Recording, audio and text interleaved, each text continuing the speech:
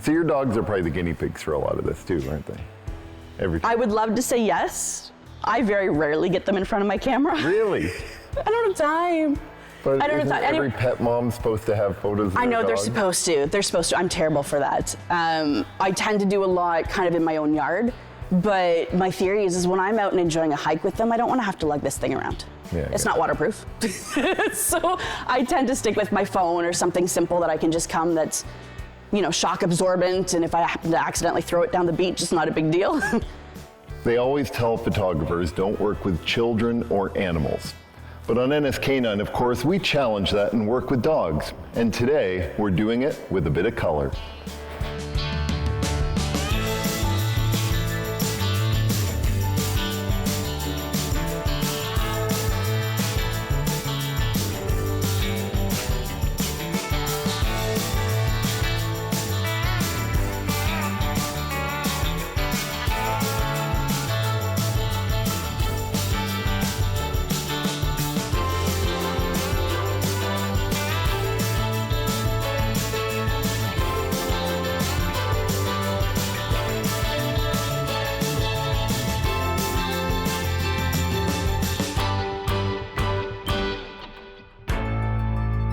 Where'd you come up with the name Born to Run Photography?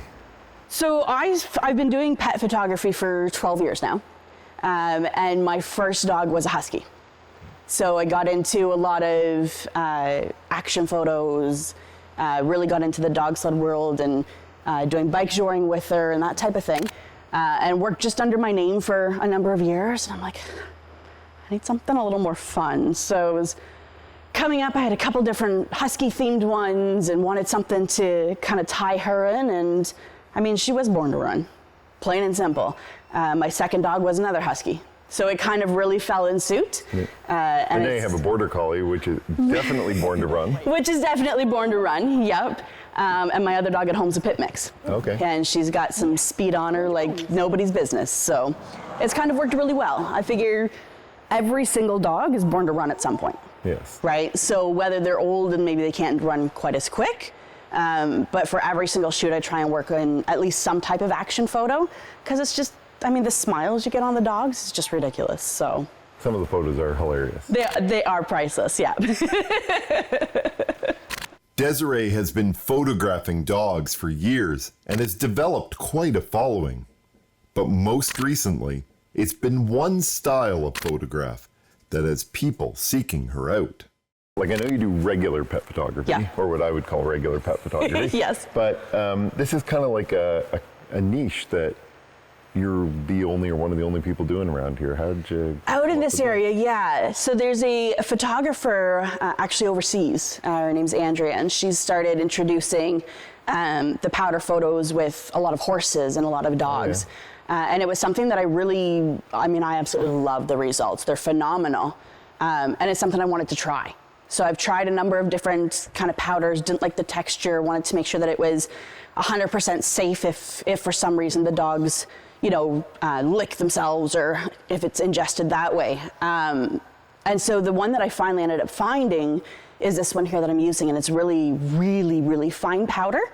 And I find it gives kind of that really nice effect. For a while though, because I couldn't find that type that I wanted, I was actually editing it in post using Photoshop and adding the powder in that way. So it kind of slowly built a little bit of interest out in this area. And then I did a couple test runs and finally hit the result that I wanted, and it's kind of exploded since then. So these guys have been, they've done one powder day with me already. Yeah? Yeah. So you get repeat customers. I do. Tango.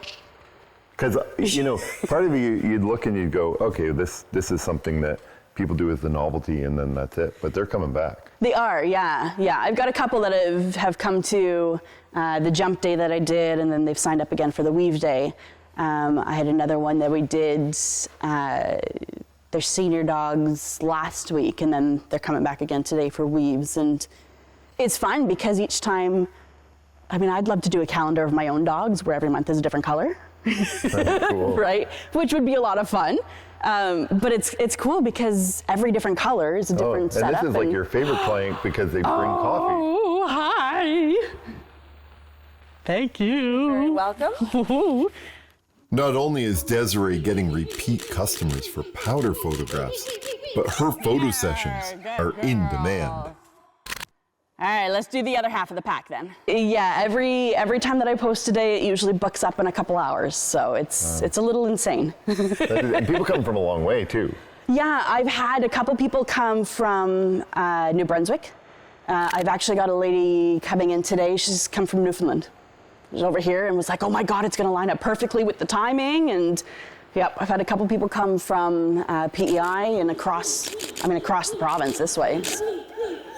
There you go. Each one of the powder sessions targets dogs with certain skills, like jumping, running, and weaving. So today's dogs would all be dogs that have some agility Yes. training. Yeah. Because when you're doing a weave dog, Exactly. They've got to know how to do weaves, plain and simple. So that's why I set it up kind of a specific day for weaves, and I've done another day specifically for jumps. Right. So they've got to be able to do a jump. If they can't, then they don't qualify for that kind of a day. But it makes it easier because this way here I don't have to constantly move the weave poles to try and adjust for something else or move this and kind of reset different areas because it's work. Yeah, Right? It's a lot of work to get it set up, and I've got a couple older retired dogs today that they can't quite do the weaves anymore. So we'll be doing just a recall with them. Okay. So for those ones, I can have them run recall straight beside where the poles are and still lines up with the background and makes life easy in that sense. So maybe if you line up here, then even if she decides to go around the other way, it'll still catch a little bit of a wave. And then you're still out of the way. That rule about not working with animals? Don't tell Desiree. She's liable to disagree. Nope, you're okay on that side. What's the best part of it? The dogs. Hands down the dogs. So you're a dog person. I'm totally a dog person. I've always been a dog person. Yeah. What's your favorite breed? Oh, the Husky has my heart. It will always be my heart dog. They're just such a unique personality. And I mean, everybody looks at them, they're absolutely gorgeous, but once you've owned a Husky, you know that personality is totally unique. The other breed that I absolutely love, I love my Border Collies, but anything Mastiff related, I love to photograph. I don't want one personally because I can't handle the drool. But the floppy lips as they run, just, oh my God, they're so much fun to photograph.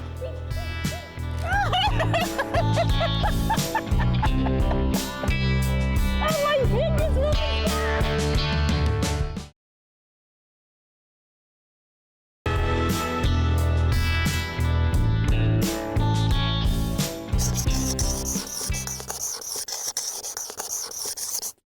Kennel cough is a highly contagious upper respiratory disease. The main symptom is coughing, or some people will say it sounds like a goose honk. But there's another name, infectious tracheal bronchitis. Basically irritation in the trachea, the windpipe, and then the bronchi, which are your lungs. We see kennel cough probably twice a year. We get waves coming in. And your risk factors are exposure to a lot of other dogs. So if your dog goes to kennel, dog parks, grooming, dog shows, where they're coming into contact with other dogs, they may be at a higher risk. So there is a vaccine for it. We call it our Bordetella, or a kennel cough vaccine. It's specific for the bacteria Bordetella bronchoseptica. But a lot of times we use the term kennel cough to describe other infectious upper respiratory diseases or respiratory diseases that are primarily seen with a cough, and they can be viruses too. So sometimes if your dog is vaccinated, you still may see they contract kennel cough. It doesn't mean that we don't recommend to have them vaccinated, but maybe they need to be vaccinated more than once a year, which isn't something we typically do, but from case to case we will. Or there's thought that there's some cross protection from the vaccine, so if they do contract it and they're vaccinated, maybe their symptoms will be less severe, shorter duration, things like that. The main symptoms are the coughing. Sometimes a dog will cough to the point that they bring up this white foamy froth. Their appetite, their energy level may dip down just a little bit. But usually it runs its course within 2 weeks, and the main treatment that we use are cough suppressants. If we think that it's progressing to a more severe state or pneumonia where we're starting to see color discharge and the dog has a fever and they're not eating, then we look at doing antibiotics, sometimes anti-inflammatories. But it is pretty easily caught, so if a dog sneezes in another dog's general vicinity, if they're sharing toys or bowls, sniffing each other, they can pick it up quite easily. So what's his name? This is Tango. Come on, let's go. Hello, Tango. Hello. I'm going to teach you all the bad habits. And he's a 4-month-old border collie. So you were a husky girl. And How did I end up with the border collie? how did you end up with a border collie? So I lost my husky and I lost another pup earlier this year, and I've always wanted a border collie, and I've always wanted a Merle border collie. You don't see Merle ones very often. You don't, but I wanted that because I actually want to teach him to do search and rescue work. Oh, okay, that's interesting. Yeah, so it's been kind of a long time goal, and through all my research, I ended up deciding on the border collie, and with him, I chose him specifically for that type of work. And because being Merle, the colors will show up. Merle so was much just better. a bonus. He's actually very hard to photograph because his face is mostly white. I've been run over by a couple dogs. I always say if I leave a chute dry and clean, it didn't go well. So, I mean, You've this solved is that, just the right? start of today. But I tend to try and get as low as I can, right? Because that's the angle. I mean, none of the owners see that. Yeah. Every time you see, and I mean, I'm guilty of it too for my own dogs, right? You take a picture of your cell phone and you're standing up. It's easier. So I try to get as low as I can because I want to hit that eye line, and it kind of brings the photo a little bit more to life. And when you're looking at your photos, like you've created an image that it almost looks like it's being done in a black room too. And For these ones, I know, yes. it really does, right? So kind of cool. Yeah. And you're like, oh, okay. I know, and this room, I mean, this location here works fantastic because it's all even light. Yeah. Right? The color of the dome is almost like a natural bounce light. Yeah. So it means I don't have to deal with a lot of harsh shadows or anything like that. I've got a small little spotlight that I brought in just in case I've got a couple black dogs later on. Yeah, are certain colors harder? Like certain colors For of the dogs? powder shoots, yes. Yeah, your darker dogs are going to be a lot harder just because, I mean, it's hard to pop them against the black background, yeah. right? So usually if they're coming towards you, it's a little bit easier because at least you've got a little powder poof behind them, if you will. Your whiter dogs are obviously a lot easier just because, I mean, I can change settings to adjust for the lighting and makes things a little bit nicer. I've got an ambassador group this year. Okay. And it's the first time that I'm running it, and it's basically local dogs from across the province who have signed up and kind of enrolled in this program, and they get a variety of different photo sessions through the year, and they also get the chance to be kind of guinea pigs for different photo ideas, different locations I want to try, and it works really well because then their owner can manage them a little further away from me, so I can kind of set up and figure out and move how I want to, and kind of line it up. So they were some of the guinea pigs to first test run this. Oh, cool. Yeah. Sounds like one of your next clients. It sounds like it, yep. We should probably check so they're sitting there wondering whether they should come in or not. All right, this is Kai, right? It is Kai, yeah. All right. So we'll go white, then red, then blue. Do we have white last time? No, but it is an option. She just chose not to. Do you have to think about the order of the colors that you do these things in? Yeah, so I tend to use, certain colors are a little bit lighter when they fly, so I tend to stick with those first. And then some of the other colors like your navies, your teals and that are a bit darker. So at least they'll layer really nice over top of the other colors. So for him, because he's got red, white, and blue that he wants to do. So we'll start with the white, and then the red will really pop on top of that white. And then the blue will be kind of a nice little addition at the end. Boy. Good boy. I wondered.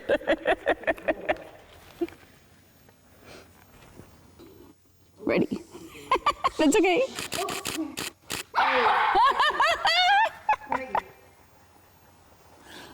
Good boy. So some of the smaller dogs, they only end up using like half a package and stuff. Well, Like I noticed that in the still last- try and use a full package. Yeah. because the more powder, the more poof. Oh, yes. So it's only going to benefit. Ready. While fun, safety is very important when it comes to taking photos using colored powder. It may look simple, but Desiree has spent a lot of time developing techniques and choosing products that ensure safety for the dogs as they run. It's all good. It's all good. People shouldn't try this at home, should they? No. And there's reasons for that. There is, This yeah. isn't just like, I got to protect, my business. There's actually like some safety reasons. Yeah, there's actually some health concerns for sure. If the dogs sniff the powder, or if they ingest it or inhale it, it can actually cause respiratory issues. So because of that, it's extremely important to not try it at home. There's certain measures that I do and certain ways that I line the dogs up and how I put the powder on to make sure that they're never running into the powder to kind of eliminate that kind of a risk. Yeah, it's all non-toxic powder, so I'm not. What do they make the powder out of? I don't know offhand. I mean, it must be used for something else. Like, they're not making this for No, dogs. it's actually, they use it for color runs, holy festivals, that type of thing. Oh, so this is the Yeah. same stuff that you see in Exactly. East Asia and that, where they Exactly. do the. Yeah, yeah. So it's all non-toxic. I mean, it's safe if it's ingested. I just don't want them to sniff it.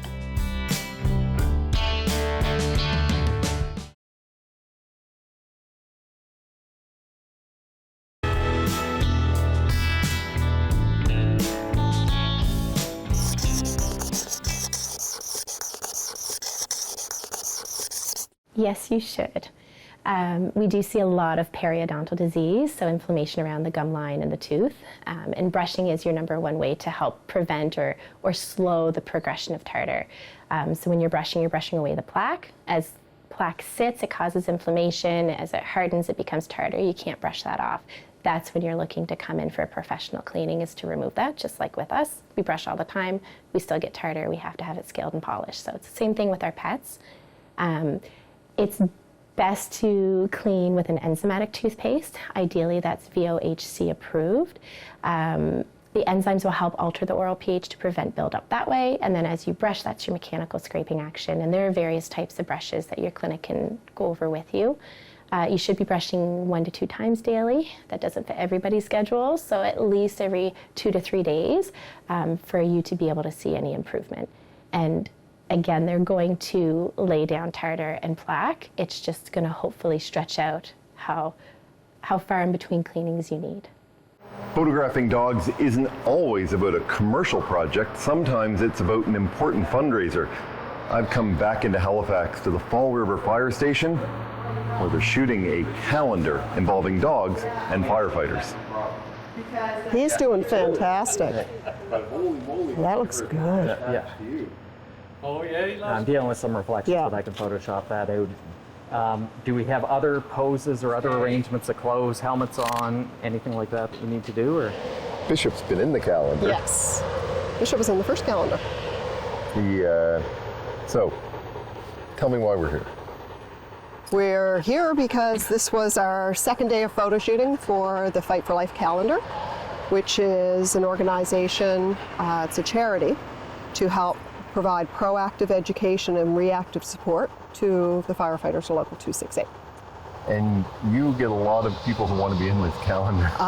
Every year we've gotten more and more people, and it's fantastic. This year we actually had to double up on some of the months because there were so many people who wanted to be in the calendar. So how does that make you feel? It's a success. The first year I didn't know if it was going to have enough people, and this is year 3. So now we have so many people who want to provide support, want their dogs to be in the calendar. They realize that it's not that buff firefighter. It's not your stereotypical firefighter calendar, is it? No, it's not your shirts off calendar. No. It's an actual firefighters and their pets, which is sort of unique. It's not like we're out finding dogs to do this. This is the ones that are actually living with the firefighters and providing their own therapy support at home. And it's all dogs this year. All dogs this year. The Calendar Project, getting firefighters and their pets together, is fun and full of laughs. I know. But beneath the smiles is the seriousness of why these photographs are being taken. This foundation got started because of the death of a firefighter. It did. Tell me about that. Kyle was a firefighter with our local and was going through some issues, and unfortunately, he took his own life. And that's something that's really something they want to prevent. impacted the family, the firefighters, and so, you know, his family was like, we don't want this happening to another firefighter. So they Because started firefighters with see and experience some traumatic things. They do. So, And a lot of people think it's just part of the job, but when it starts impacting your life at home and then it starts impacting your life at work, then we need help. so taking photographs of dogs is kind of fun, but it's also important. It's very important because we get to see who's at home with the firefighters, which is pretty cool because you always hear about the firefighters and they'll talk about their dogs and they'll say, oh, you might have a therapy dog, but my dog is my therapy dog. And I'm like, every dog is a therapy dog. You don't have to be certified to be a therapy dog. You can be, you know, mom's emotional support dog at home. Your mom's emotional support dog at home, aren't you? Yeah.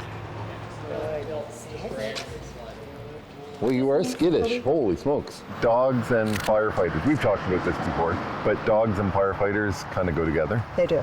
Yeah. We had Dalmatians in the station years ago. They were our sirens. They were companions for the horses. And now there are therapy dogs. And, well, Bishop is a therapy dog. Bishop is a therapy dog with our crisis team. He finished his training and finally got his certification this March. Which was not always certain. Which wasn't certain. He was a bit of a reactive dog, especially with men. And there was a long time I didn't know if we were ever going to get him to that point. But he's turned out to be a fantastic, not replacement for Newt, but Newt retired. And he has taken Newt's spot.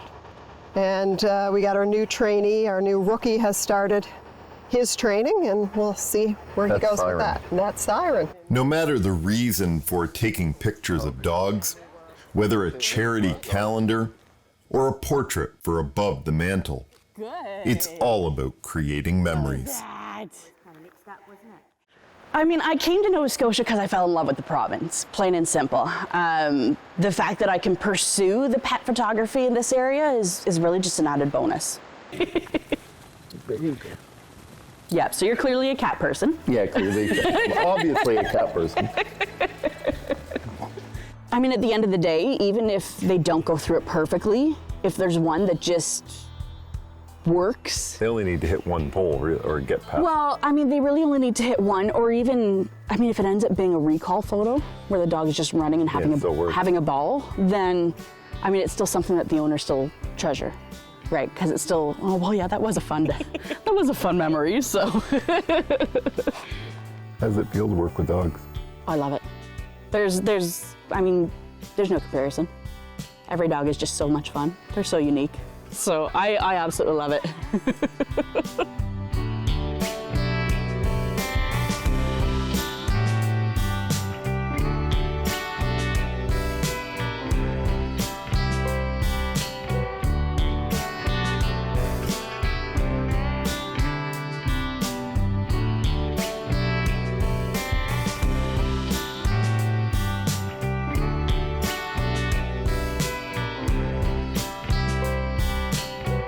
Group training is useful, but sometimes you need specialized help. Next time on NSK9, we talk to people who are trying to make solving sticky problems easier and talk about how to match a dog to your lifestyle. If you live in the downtown and you like to come home to your apartment at night and sit and watch Netflix for hours and you don't run, you don't do things like that, don't buy a Vizsla, right? That's a bad choice. You can have the dog, but you're going to have to make some accommodations for the dog.